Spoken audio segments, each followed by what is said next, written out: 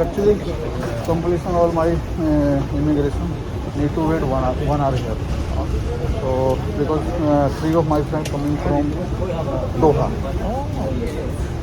Basically, the flight difference is 5 minutes from India, and I came to Abu Dhabi, and they go to Doha, and that's why there is a lot of difference. तो भाई यहाँ जो है 1 बजकर हो गए हैं 20 minute और हम चल रहे हैं इंडिया से लगभग 2.5 घंटे पीछे। तो कर लेते हैं सारे का सारा immigration complete and we met up with powerful guy from Malaysia, Dani भाई। तो ऐसे ही धीरे धीरे जब हम कहीं निकलते हैं सोशल मीडिया पर, जब बैठते हैं या जब हम कहीं इंटरनेशनल ट्रिप्स करते हैं, तो ऐसे अपने को कई सारे भाई मिलते हैं, क्योंकि भाई की जो है मलेशिया में है और माइनिंग में इनका अपना काम है। 14 को मैंने भी इनको भी इनवाइट किया हुआ है कि भाई आप आएँ इवेंट में, देखें समझें, और अगर आपको समझ में आता है तो कंटिन्यू करें। तो लेट्स सी, जो भी चीज़ें होंगी अच्छी होंगी। ऐसे ही अपना प्यार बना के रखें। Love you all, love you very soon. Immigration आ गया है, तो मतलब है तो अभी थोड़ा दूरी पर ही, बट मैं इमिग्रेशन कंप्लीट करने के बाद में फिर आपके साथ में डिस्कस करता हूँ।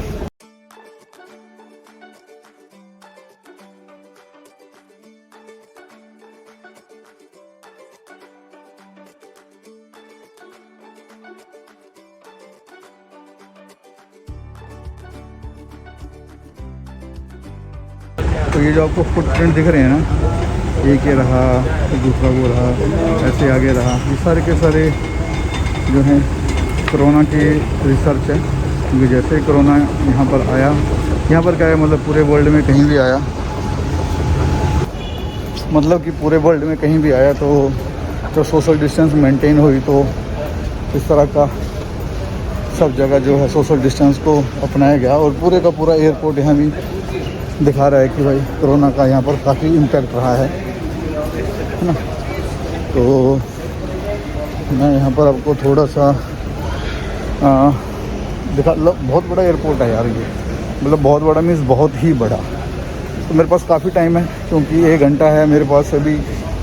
जब मेरे साथी लोग दूसरे फ्लाइट से आएंगे, जैसे को मैं दिल्ली में ही नहीं मिल पाया हूँ, अब मिलूँगा यहाँ आके।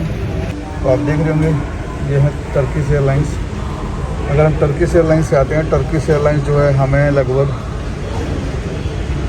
6.5 घंटे में दिल्ली से पहुंचा देती है आके इधर इस्तांबुल में। लेकिन इसका जो फेयर है वो मोर देन 80,000 है, क्योंकि ये डायरेक्ट फ़्लाइट है।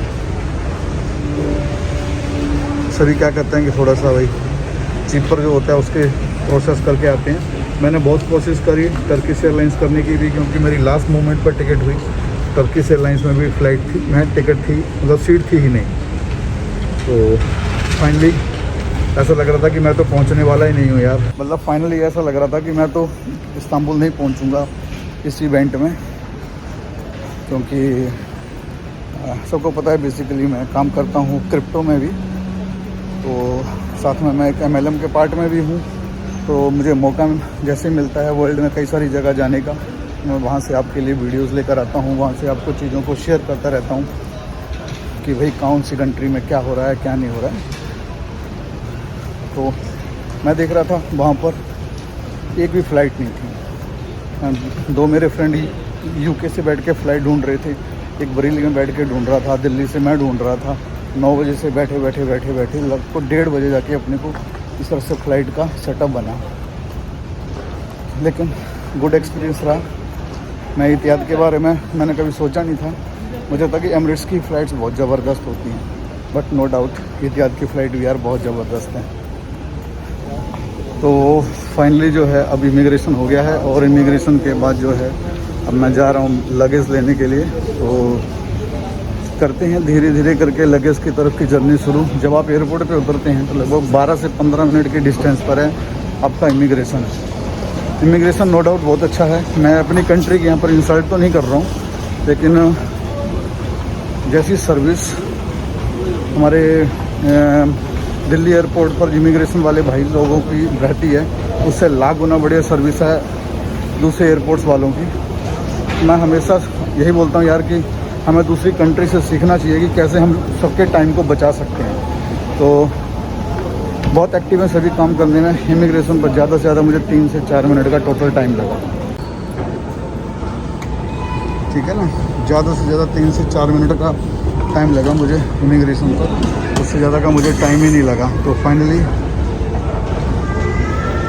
पहुंच गए हैं अब हम अपनी डेस्टिनेशन पर। अभी हम बेल्ट आ गई है, बेल्ट से मैं अपने लगेज लूँगा और उसके बाद मैं टेंशन फ्री होकर बैठूँगा, क्योंकि 1 घंटा मुझे आराम से बैठना है, क्योंकि भाई लोग हैं ही नहीं अपने जिन्होंने आना है। तो यहाँ पर जो है इस तरह का आपको ट्रॉली लेनी पड़ती है, और उस ट्रॉली का आप यूज़ कर सकते हैं अपने सामान लाने और ले जाने के लिए। तो सबसे पहले तो मैं चेक करता हूँ कि मेरी जो फ़्लाइट है वो किस पर आ रही है। तो अपनी फ़्लाइट जो है वो आ रही है बेल्ट नंबर 25 के ऊपर, 24 और 25 के ऊपर। उधर जाना है 25 के लिए, लेकिन मुझे एक ट्रॉली की ज़रूरत रहेगी। तो यार ये मुझे समझ नहीं आ रहा कि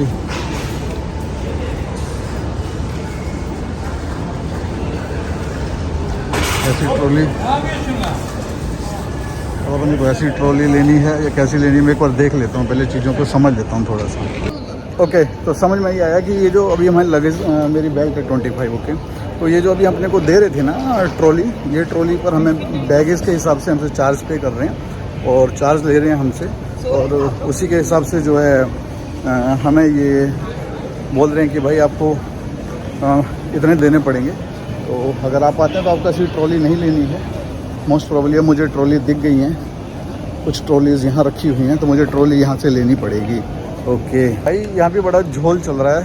10 दिरहम दोगे तो आपको 1 यूरो मिलेगा। मतलब यहाँ पर जो ट्रॉली मिल रही है 1 यूरो में मिल रही है, और ये इसलिए सिक्योरिटी है ताकि आप इधर उधर नहीं फेंको। खैर ये अच्छी बात है, लेकिन 10 दिरहम दोगे तो 1 यूरो मिलेगा आपको, और उसके बाद आप ये ट्रॉली लेकर जाओगे जहाँ आपकी ट्रेन है या जो भी आपका एरिया है, वहाँ ट्रॉली को छोड़ोगे। वहाँ पर एक मशीन लगी होगी, और उस मशीन पर जाकर आपने क्या करना है, वो अपना बारकोड स्कैन कर देना है। और जब आप अपने बारकोड को स्कैन करोगे वहाँ पे, तो आपको जो आपका रिफ़ंड है वो वापस मिल जाएगा। लेकिन 10 दिरहम देने पड़ेंगे आपको 1 यूरो के लिए। तो मेरी बेल्ट है 25, दिस इज़ 24। मैं 25 पर पहले अपने लगेज इकट्ठे कर लेता हूँ, फिर मुझे 1 घंटा वेट तो करना ही आज बैठ के। तो पहले अपने दोनों लगेज, 2 कैरी बैग है मेरे साथ में, उनको मैं रख लेता हूँ पहले। फाइनली यार आ गए हैं बाहर। पहले तो चंड मुंड की माला अंदर कर लूँ। तो फाइनली जो है अभी हम लोग आ गए हैं एयरपोर्ट से बाहर। बहुत सारी भसड़ हुई है, कोई बस खराब हुआ है हमारा वहाँ पे, और उस भसड़ के बारे में बताएंगे। लेकिन ये भसड़ के बारे में अगले वीडियो में बताऊँगा, तसल्ली से बनाऊँगा इस पर एक वीडियो। कितनी सारी ज़िंदगी ख़राब हुई है, और सारी ज़िंदगी ख़राब हुई है इस बंदे की वजह से। बस उसने गलत कमेंट कर दिया कि क्या हिसाब दूँ उसका। तो सही नहीं चला। नहीं तो सही चला भाई, वो लेके खड़े थे ना वहाँ पे, हाँ। तैयार थे ना। आज तो जेल ही जाते थे। वही ना, डिक्लेयर करो जो चीज़ है। एक्चुअली हुआ क्या कि भाई करेंसी लाया था घूमने के लिए, ज़्यादा 10 लाख रुपए की करेंसी लाया था, ठीक है। और यहाँ पर आकर जो उन्होंने बोला करेंसी डिक्लेयर करो, कुछ भसड़ हो गई। बताऊँगा इस पर पूरी वीडियो बना के कैसे हुआ, क्या नहीं हुआ। अब इस पर जो है 10 लाख की करेंसी लाया है, और 6 लाख के इस पर डॉलर पड़े थे। बताया नहीं हमें, अब यहाँ आके जब भसड़ हो गई तब बता रहा है। अब कल सुबह 9 बजे आना है, इसके लिए देखते हैं क्या होता है। तो ये है हमारे विवेक भाई को पहचान लो, गुड रिचेस्ट मैन आज का हमारा। तो ये है हमारा रवि। बैंकॉक में भी इसके साथ बहुत कांड हुए थे, और यहाँ भी कांड करवाए थे आकर का। और ये क्या हमारे साथ में हमारा सुट्टा बाबा। कहाँ है सुट्टा बाबा, कहाँ है? सुट्टा की दुकान पे। तो मैं थोड़ा सुट्टा बाबा को कोशिश करते हैं सुट्टा बाबा तक पहुंचने की। धूप अरे ये मुझे समझ नहीं आ रहा, ये एसी चल रहा है, ठंड है भाई। सुन, सब जर्सी पहन के घूम रहे हैं। देखिए सबके हाथ में कोट हैं। ये बंदा ये देखो, ज़्यादा जूम नहीं कर पाऊंगा यार, ज़्यादा कितना जूम करके ले जाऊँ, 9x कर दिया है ये बात। तो आने देते हैं ज़रा इसको भी। तो भाई टेम्परेचर यहाँ पर ठंडा है, हमने जो है ध्यान नहीं दिया। ठंडा यहाँ पर फटने वाली है सबकी। ये देखो लेदर की जैकेट पहन के भाई घूम रहे हैं, ये भाई टी शर्ट पहन के घूम रहे हैं, मतलब सब ने जैकेट पहनी हुई है, सब यहाँ जैकेट पहन के घूम रहे हैं, ठीक है। और हम यहाँ पर ये देखो सब ने कोट पहने हुए हैं, सब ने गर्म ड्रेस पहनी हुई है, लेकिन हमारे तो ये वो वाले गाना सुनो ना, दिल्ली वाले हैं। ज़्यादा नहीं बोलना चाहूँगा कुछ, क्योंकि थोड़ी देर में चंडीगढ़ वालों की हवा टाइट होने वाली है। देखा मैंने कहा चंडीगढ़ हवा टाइट, आवाज़ आई पीछे से, अरे इस चूजे को गौर से पहचानो। तो सर इसके बारे में कुछ बोलना चाहेंगे आप? इसके बारे में बस PR अलग अलग कंट्रीज की हो चुकी है। जिस कंट्री में तो भसड़ नहीं देता फिर का PR मिल जाती है, इसे हर जगह PR मिल जाती है। इसे बैंकॉक में PR मिली, दुबई में PR मिली, और इसके तो है टर्की में और PR मिल गई।